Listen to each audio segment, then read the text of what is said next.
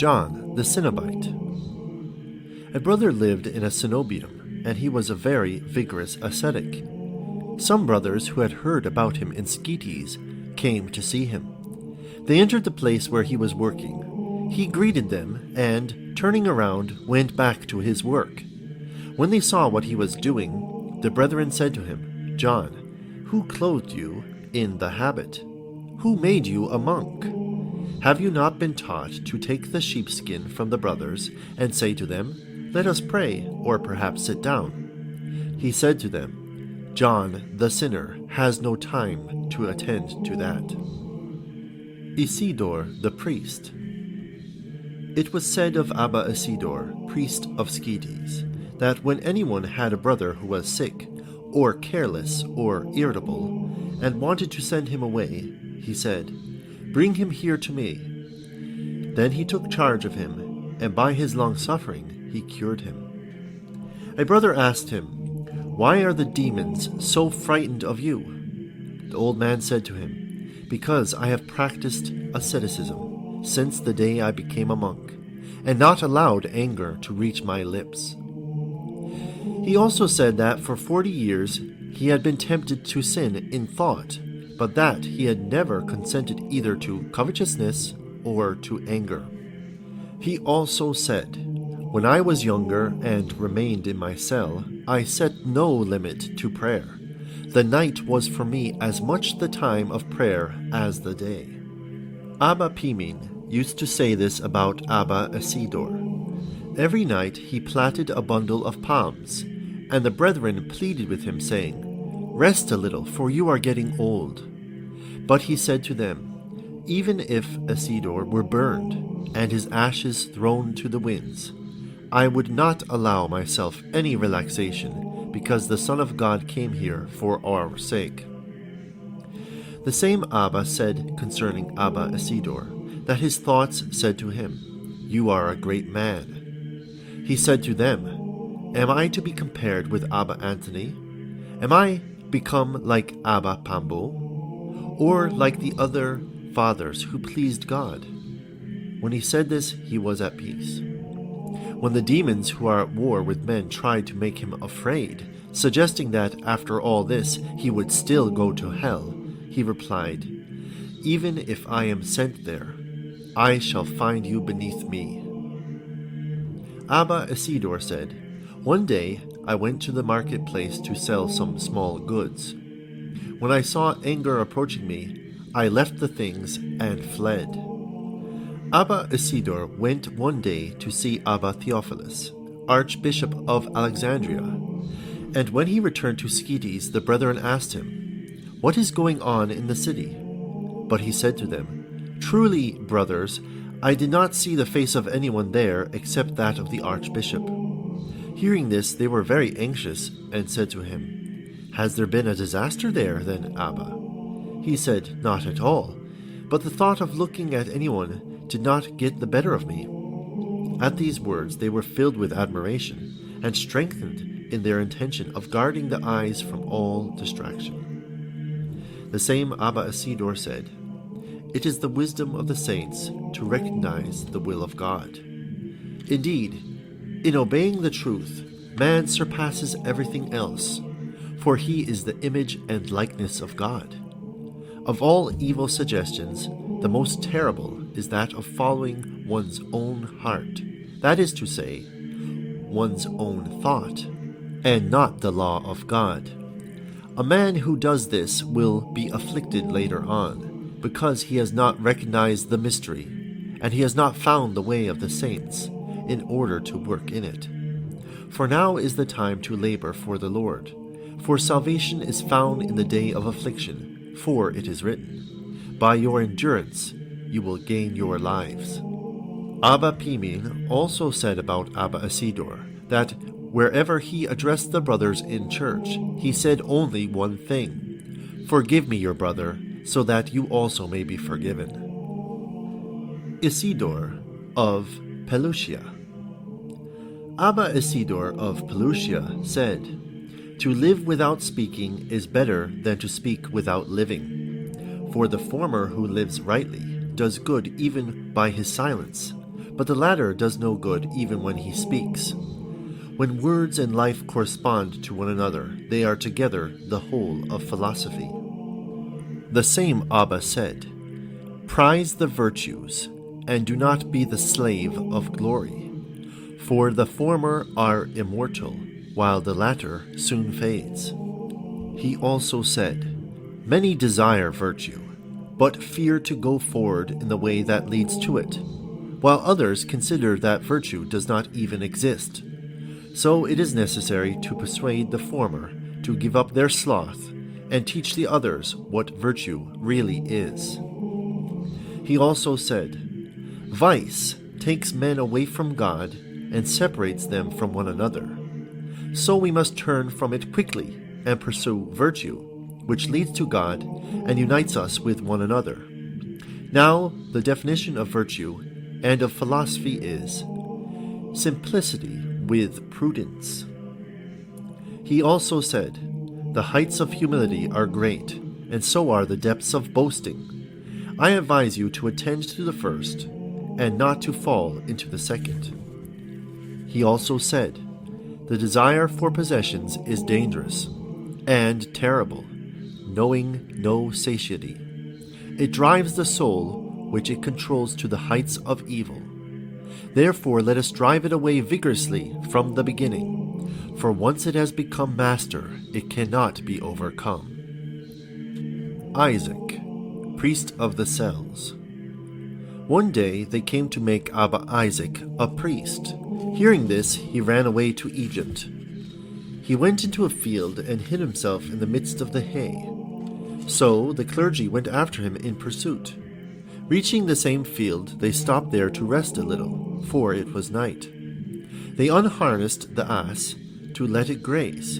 The ass went close to the old man, so when dawn came and they looked for her, they found Abba Isaac too, which filled them with astonishment. They wanted to bind him, but he did not allow it, saying, "I will not run away again, for it is the will of God, and wherever I flee, I find that." Abba Isaac said, "When I was younger, I lived with Abba Cronius. He would never tell me to do any work, although he was old and tremulous, but he himself got up and offered food to me and to everyone. I lived with Abba Theodore of Fermi, and he did not tell me to do anything either, but he himself set the table and said to me, 'Brother, if you want to, come and eat.' I replied, 'I have come to you to help you. Why do you never tell me to do anything?' But the old man gave me no reply whatever. So I went to tell the old men. They came and said to him, 'Abba, the brother has come to your holiness in order to help you. Why do you never tell him to do anything?' The old man said to them, 'Am I a Cenobite that I should give him orders? As far as I'm concerned, I do not tell him anything, but if he wishes, he can do what he sees me doing.' For that moment I took the initiative and did what the old man was about to do. As for him, what he did in silence, so he taught me to work in silence." Abba Isaac and Abba Abraham lived together. When he came home one day, Abba Abraham found Abba Isaac in tears. He asked him, "Why are you weeping?" The old man replied, "Why should we not weep? For where have we to go? Our fathers are dead. Manual work is not enough to pay for the cost of the journey by boat for us to go and visit the old men. And so henceforth we are orphans. That is why I am weeping." Abba Isaac said, "I knew a brother who wanted to eat an ear of wheat while he was harvesting in the field. He said to the foreman of the field, 'Will you allow me to eat an ear of wheat?' The latter was astonished at these words and said to him, 'Father, this field belongs to you. Why are you asking me this?' See how conscientious the brother was. He also said to the brethren, 'Do not bring young boys here. 4 churches in Sketes are deserted because of boys.' It was said of Abba Isaac that he ate the ashes from the incense offering with his bread. Abba Isaac said to the brethren, 'Our fathers and Abba Pambol, wore old garments woven from palm fronds and mended all over. Now you are foppishly dressed. Go away from here. Leave this place." When they prepared to go harvesting, he said to them, "I am not giving you any more directions, because you would not keep them." One of the fathers related how, in the time of Abba Isaac, a brother came into the church of the cells one day, wearing a little hood. The old man turned him out, saying, "This place is for monks. You are a secular, and you may not live here." Abba Isaac said, "I have never allowed a thought against my brother who has grieved me to enter my cell. I have seen to it that no brother should return to his cell with a thought against me." Abba Isaac had a serious illness which lasted for a long time. The brother made him a little broth out of flour, into which he put some fruit. The old man did not want to taste it, so the brother tempted him, saying, "Take a little, father, because you are ill." But the old man said to him, "Truly, brother, I should like this illness to last for 30 years.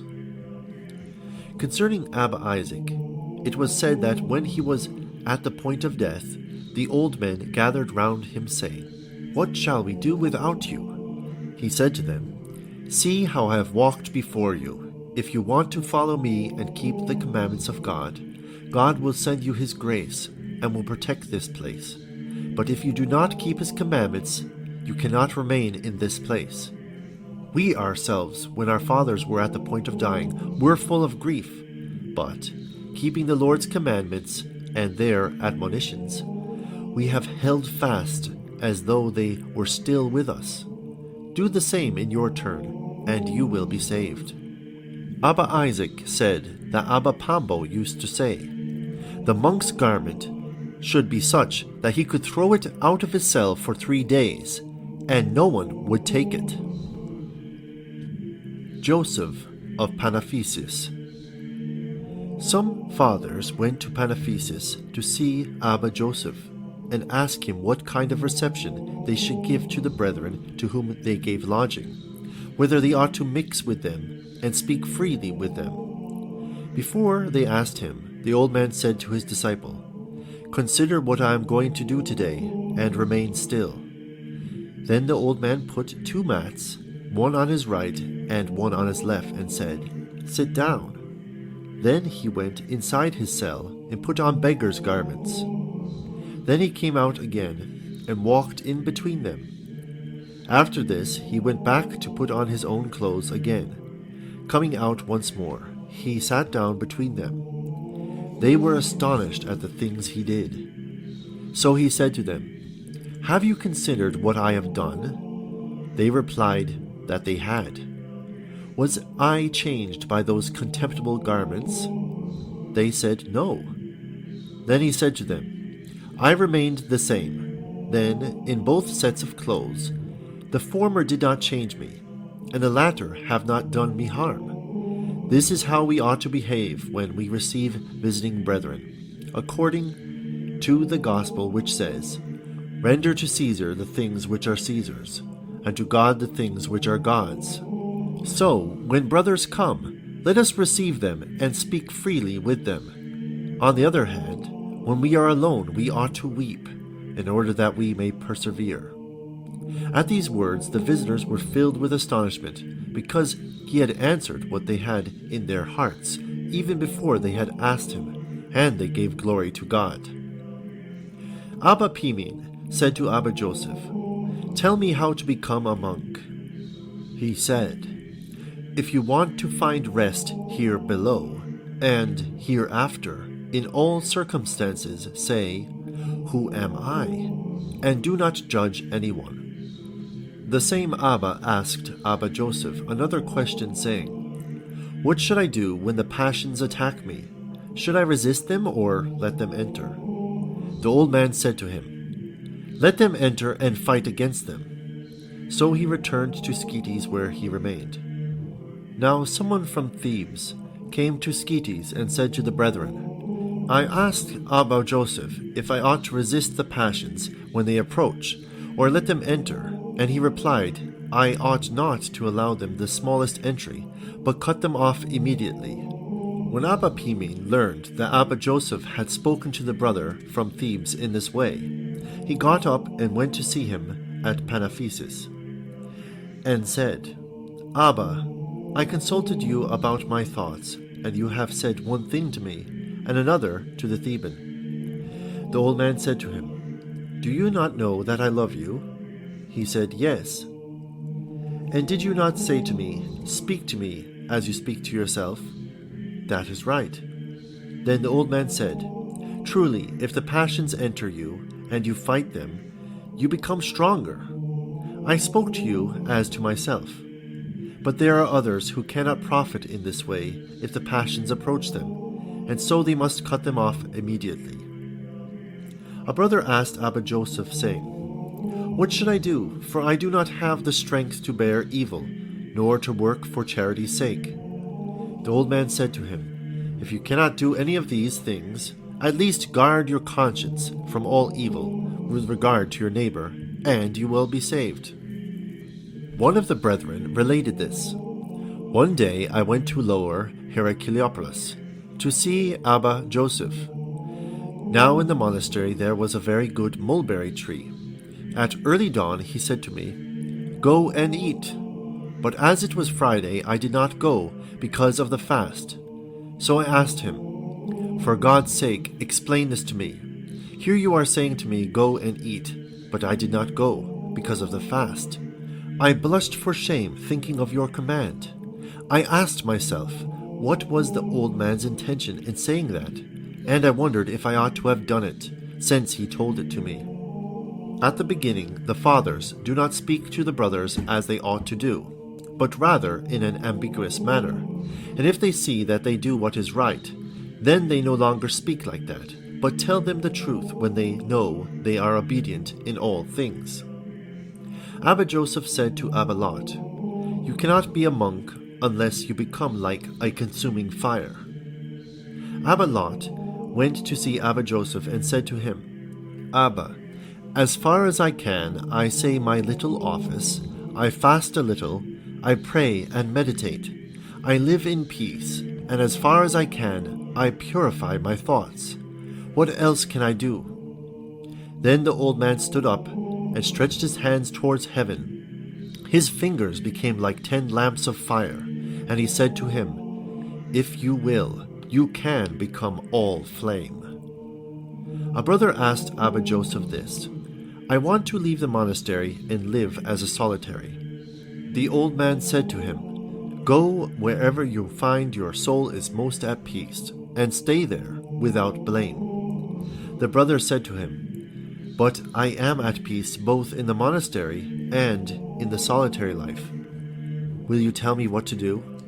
The old man said to him, If you are at peace both in the monastery and in the solitary life, put these two thoughts as it were in the balance, and wherever you see your thoughts will profit most and make progress, that is what you should do.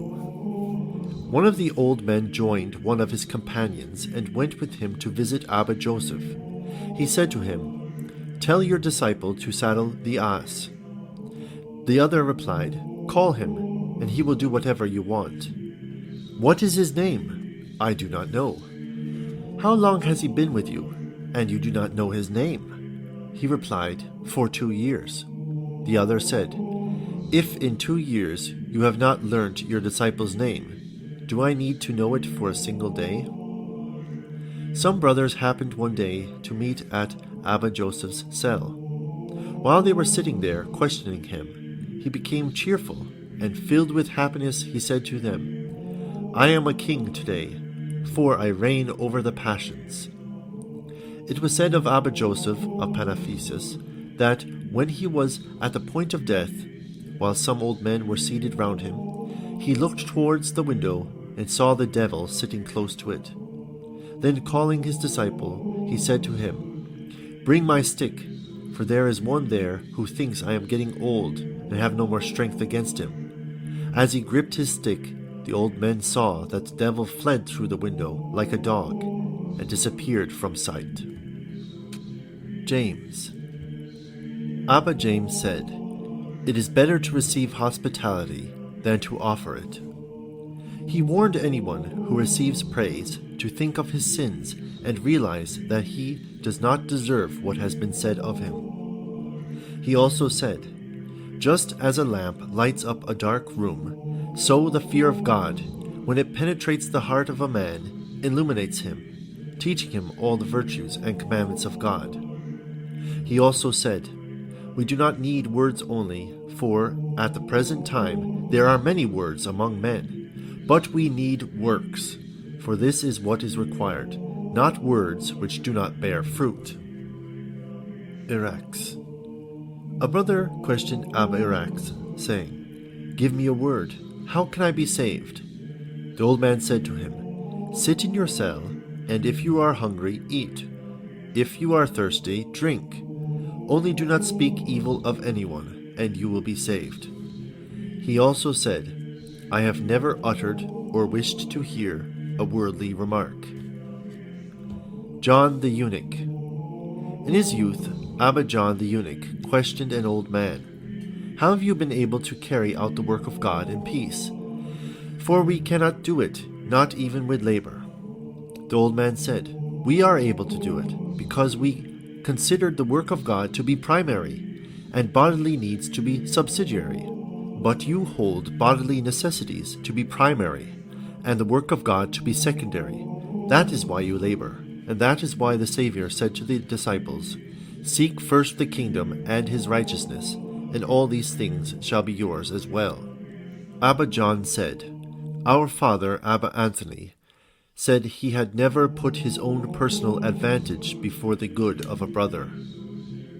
Abba John the Sicilian, hegumen of Ratu, said to the brethren, "My sons, in the same way that we have fled from the world, let us equally flee from the desires of the flesh." He also said, "Let us imitate our fathers. They lived in this place with much austerity and peace." He also said, "My sons, let us not make this place dirty, since our fathers cleansed it from the demons." He also said, "This is a place for asceticism, not for worldly business." John of the Cells. Abba John of the Cells told us this story. There was in Egypt a very rich and beautiful courtesan, to whom noble and powerful people came. Now one day she happened to be near the church, and she wanted to go in. The subdeacon, who was standing at the doors, would not allow her to enter, saying, "You are not worthy to enter the house of God, for you are impure." The bishop heard the noise of their argument and came out. Then the courtesan said to him, "He would not let me enter the church." So the bishop said to her, "You are not allowed to enter it, for you are not pure." She was filled with compunction and said to him, "Henceforth I will not commit fornication any more." The bishop said to her, "If you bring your wealth here, I shall know that you will not commit fornication any more." She brought her wealth, and the bishop burnt it all in the fire. Then she went into the church, weeping and saying, "If this has happened to me below, what would I not have suffered above?" So she was converted and became a vessel of election. John of the Thebaid. Abba John of the Thebaid said, "First of all, the monk must gain humility, for it is the first commandment of the Lord, who said, 'Blessed are the poor in spirit, for theirs is the kingdom of heaven.'" Isidore the priest. It was said of Abba Isidore the priest that one day a brother came to invite him to a meal. But the old man refused to go, saying, "Adam was deceived by food and had to live outside paradise." The brother said to him, "Are you so afraid to leave your cell?" The other responded, "My child, I am afraid because the devil, like a roaring lion, seeketh whom he may devour." He often said, "When someone gives himself a drink, he will not escape being attacked by thoughts." Lot, indeed being constrained by his daughters, got drunk with wine, and through the effect of drunkenness, the devil easily brought him to a shameful act of fornication. Abba Isidore said, "If you truly desire the kingdom of heaven, despise riches and respond to divine favors." He also said, "It is impossible for you to live according to God if you love pleasures and money." He also said, "If you fast regularly, do not be inflated with pride. But if you think highly of yourself because of it, then you had better eat meat. It is better for a man to eat meat than to be inflated with pride and to glorify himself." He also said, "Disciples must love as their fathers those who are truly their masters, and fear them as their leaders. They should not lose their fear because of love, nor because of fear should love be obscured." He also said, "If you desire salvation, do everything that leads you to it." It was said of Abba Isidore that when a brother went to see him, he would escape to the furthest corner of his cell. The brethren said to him, "Abba, what are you doing?" He said, "Even the wild animals, when they flee to their lairs, are saved." He said this for the edification of the brethren. John the Persian. A demoniac boy came one day to be healed, and some brothers from an Egyptian monastery arrived. As one old man was coming out to meet them, he saw a brother sinning with the boy, but he did not accuse him. He said, "If God who has made them sees them and does not burn them, who am I to blame them?" One of the fathers related of Abba John the Persian that his great charity had brought him to a profound innocence. He dwelt in Arabia of Egypt. One day he borrowed some money from a brother and brought him flax for his work. Then a brother came and asked him, "Abba, give me a little flax so that I can make myself a cloak." He gave him some readily. Similarly, another brother came and asked him, "Give me a little flax so that I can make some cloth." So he gave him some too. Others came and asked him for things, and he simply gave them cheerfully. Later, the owner of the money came to reclaim it. The old man said to him, "I will go and get it for you." Because he could not return it to him, he went to Abba James, who was a deacon, to ask him to give him some money so that he could return it to the brother. On the way, he found a coin on the ground, but he did not touch it. He said a prayer and returned to his cell. But the brother came once more, pestering him about the money, and the old man said to him, "I am very worried about it." Once again he went, found the coin on the ground where it was lying, and once again he said a prayer and returned to his cell. But the brother came back to pester him as before.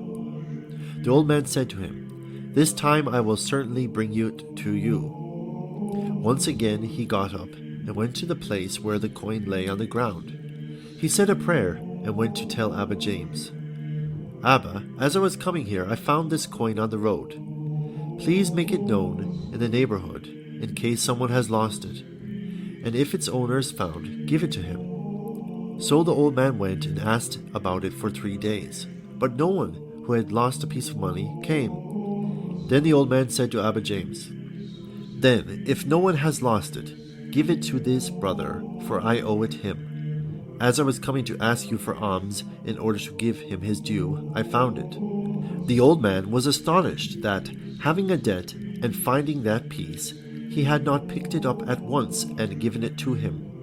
It was equally to his credit that when someone came to borrow something for Abba John, he did not give it him himself, but said to the brother, "Go and help yourself to whatever you need." And when someone brought anything back to him, he would say, "Put it back where it belongs." If the borrower did not return the thing, he did not say anything to him.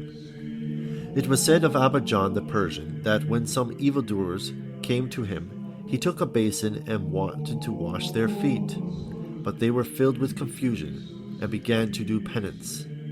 Someone said to Abba John the Persian, "We have borne great afflictions for the sake of the kingdom of heaven. Shall we inherit it?" The old man said, "As for me, I am confident I shall obtain the inheritance of Jerusalem on high, which is written in the heavens. Why should I not be confident?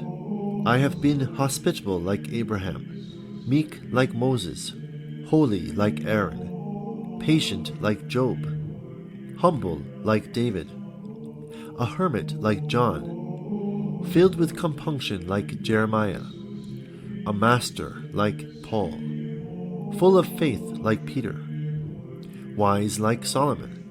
Like the thief, I trust that he who of his natural goodness has given me all that will also grant me the kingdom. John the Theban. It was said of young John the Theban, a disciple of Abba Emmaus, that he spent 12 years serving the old man when he was ill.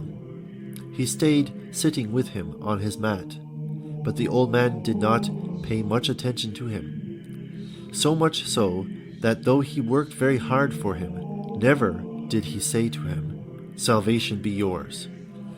But when he was at the point of death, and the old men surrounded him, he took his hand and said to him, "Salvation be yours, salvation be yours, salvation be yours." Then he entrusted him to the old man, saying, "He is an angel, not a man." John, disciple of Abba Paul.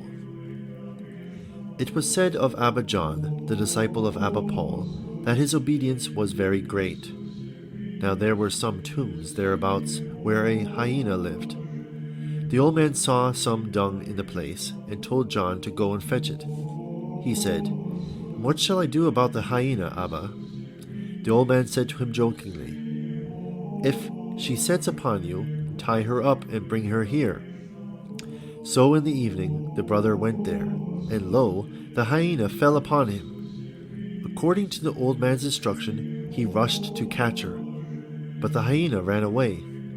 He pursued her, saying, "My Abba says I am to tie you up." He seized her and bound her. Now the old man was uneasy, and sat waiting for him. When he returned, he brought the hyena on a rope. When the old man saw this, he was filled with wonder, but he wanted to humiliate him, so he struck him and said, "Fool, why have you brought a silly dog here?" Then the old man set her free at once and let her go. Isaac the Theban. One day Abba Isaac went to a monastery. He saw a brother committing a sin, and he condemned him. When he returned to the desert, an angel of the Lord came and stood in front of the door of the cell, and said, "I will not let you enter." But he persisted, saying, "What is the matter?" And the angel replied, "God has sent me to ask you where you want to throw the guilty brother whom you have condemned." Immediately he repented and said, "I have sinned, forgive me." Then the angel said, "Get up, God has forgiven you, but from now on, be careful not to judge someone before God has done so." It was said of Abba Apollo that he had a disciple named Isaac, perfectly trained in all good works, and he had the gift of ceaseless prayer at the time of the Eucharist. When he came to church, he did not allow anyone to join him. He used to say that all things are good in their proper time, for there is a time for everything.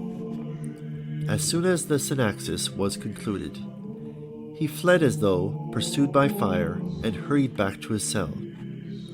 Now at the conclusion of the synaxis, a piece of bread and a cup of wine was often given to the brethren, but he did not accept it.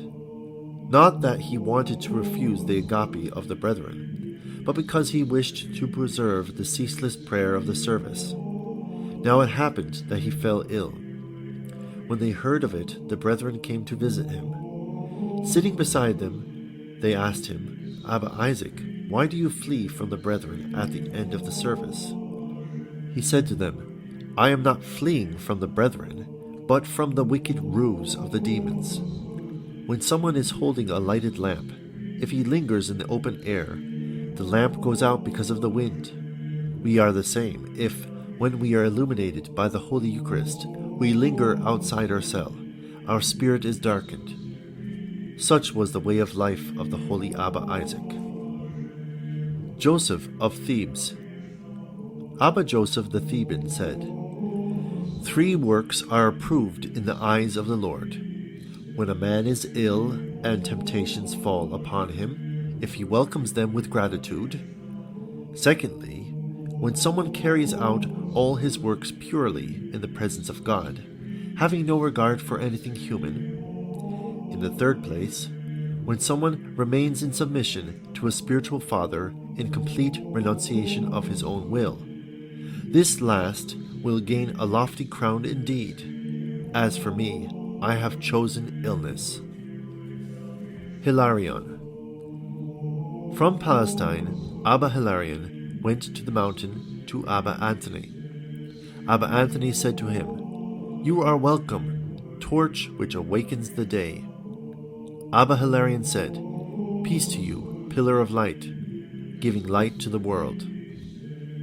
Iserion. The Holy Fathers were making predictions about the last generation. They said, "What have we ourselves done?" One of them, the great Abba Aserion, replied, "We ourselves have fulfilled the commandments of God." The others replied, "And those who have come after us, what will they do?" He said, "They will struggle to achieve half our works." They said, "And to those who come after them, what will happen?" He said, "The men of that generation will not accomplish any works at all, and temptation will come upon them, and those who will be approved in that day will be greater than either us or our fathers."